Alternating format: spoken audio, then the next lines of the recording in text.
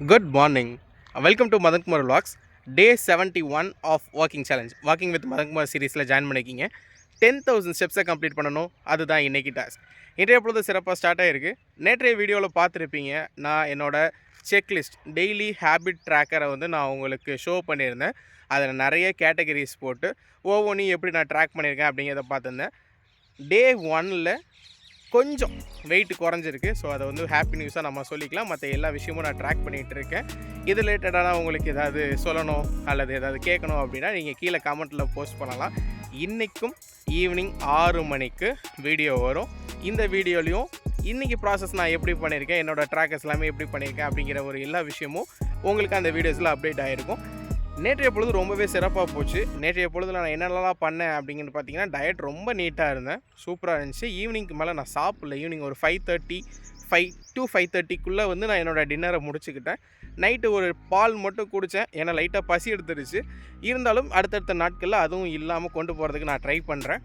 Intermediate fasting சூப்பராக போகுது. Walking நேற்று சிறப்பாக பண்ணியிருந்தோம்.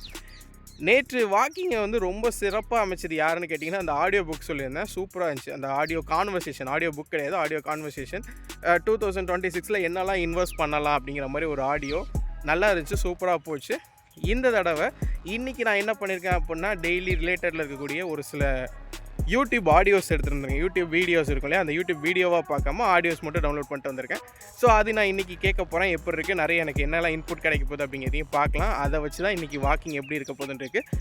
இருந்தாலும் 10,000 ஸ்டெப்ஸை சக்ஸஸ்ஃபுல்லாக கம்ப்ளீட் பண்ணிடலாம். நீங்களும் 2026 நிறைய புது முயற்சிகள் எடுத்துகிட்டு இருப்பீங்க, அதை ட்ராக் பண்ணிகிட்டு இருப்பீங்க அப்படிங்கிற ஒரு நம்பிக்கையோட இன்றைக்கி 10,000 ஸ்டெப்ஸை முடிச்சுட்டு உங்களை மீட் பண்ணுறேன்.